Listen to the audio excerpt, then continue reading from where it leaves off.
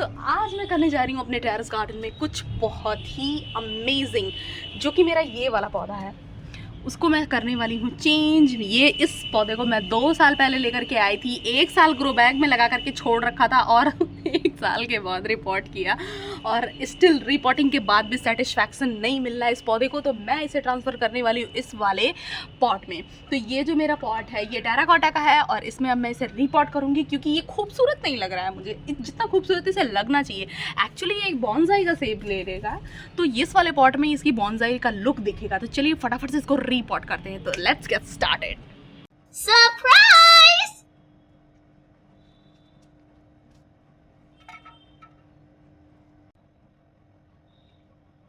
दोस्तों ये terracotta pot मेरे पास 2 सालों से था और लास्टली अभी मैंने इसे मंथ में मैंने इसे कलर किया था और मैं सोच रही थी इसमें क्या लगाऊं और एक मैं ब्यूटीफुल से प्लांट की तलाश में थी।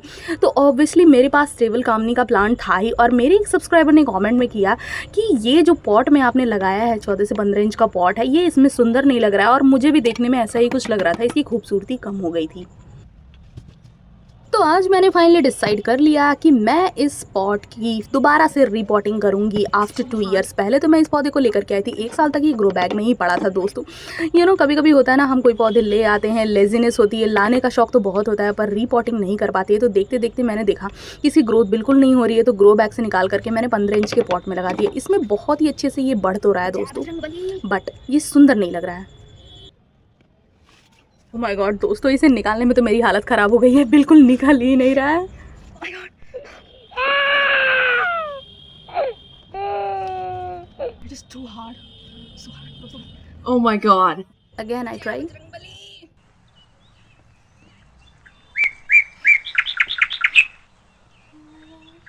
तो फाइनली दोस्तों देख सकते हैं मैंने इसे निकाल लिया, कर दिखाया।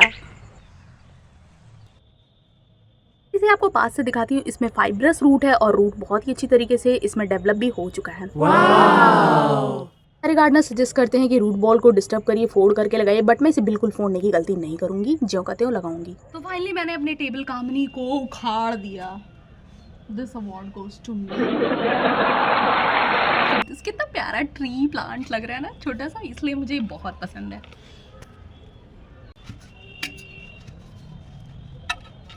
Now it's time to repot again and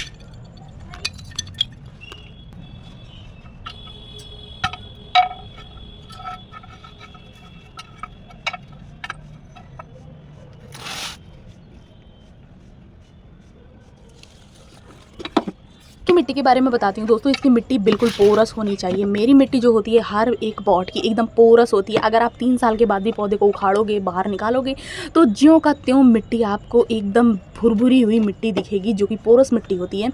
और कुछ कुछ पौधे में पत्थर बन जाती है ना, जो मिट्टी पत्थर बन जाती है वो जड़ों को डेवलप होने नहीं देती और वो एक ख़राब मिट्टी होती है।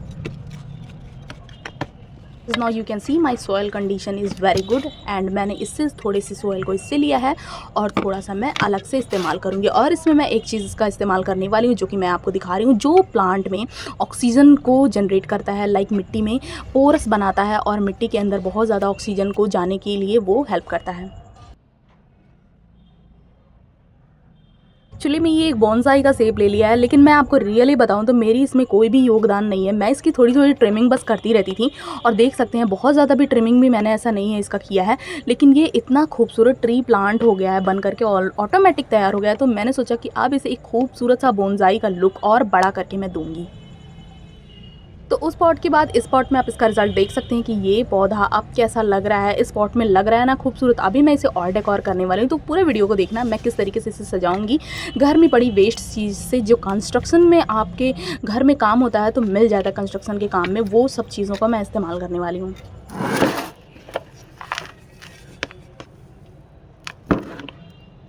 सबसे पहले तो राइस हस्क को मिला रही हूँ क्योंकि राइस हस्क जो है पोर्स बनाने में मिट्टी में बहुत हेल्प करता है। तो राइस हस्क आपको फ्री में ही कहीं पर भी मिल जाएगा। मैंने तो 1 बोरी मंगा करके रखी है।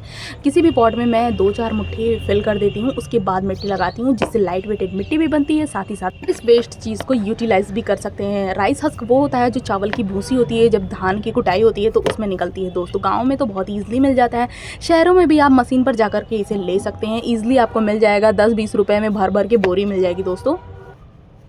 इसकी केयर टिप्स की बात करते हैं तो दोस्तों ये फुल सनलाइट का प्लांट है, इंडोर रखने की गलती ना करें। अगर इंडोर रखेंगे तो पत्तियाँ येलोइश हो जाएंगी जो कि बिल्कुल अच्छी नहीं लगेंगी। और देखिए कटिंग से भी एक प्लांट मैंने प्रोपोगेट कर रखा है। तो जो लोग कहते हैं कि टेबल कामनी कटिंग से प्रोपोगेट नहीं होती है, तो मैं वहाँ पर दिखा रही हूँ कि ये कटिंग से मैंने प्रोपोगेट कर लिया। अब मैं इसकी ट्रिमिंग कर देती हूँ फटाफट से और इसका शेप और भी खूबसूरत गोल सा हो जाएगा जिससे।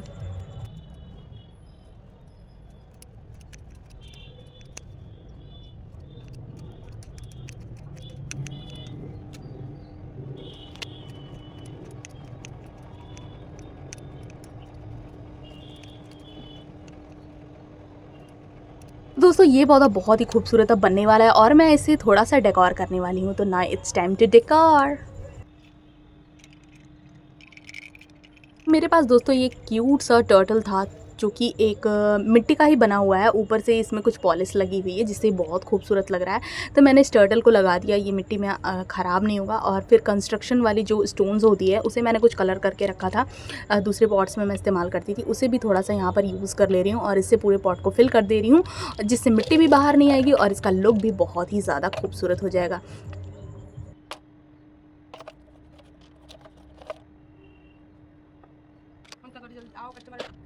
ये है डे 2 का रिज़ल्ट जिसमें आप देख सकते हैं अभी भी प्लांट पूरी तरीके से फ्रेश है और मैंने इसे डेकोर कर रखा है, प्रॉपर वाटरिंग भी कर रखी है और ड्रेनेज सिस्टम भी अच्छा बना रखा है। ये डेकोरेशन मैंने बिल्कुल फ्री की चीज़ों से किया है जो कि कंस्ट्रक्शन वाली स्टोन्स होती है और एक टर्टल से। तो घर की फ्री की चीज़ों से आप भी इसे खूबसूरत सा लुक दे सकते हैं। वीडियो पसंद आए तो चैनल को लाइक शेयर सब्सक्राइब ज़रूर करें। Thanks for watching. Happy gardening.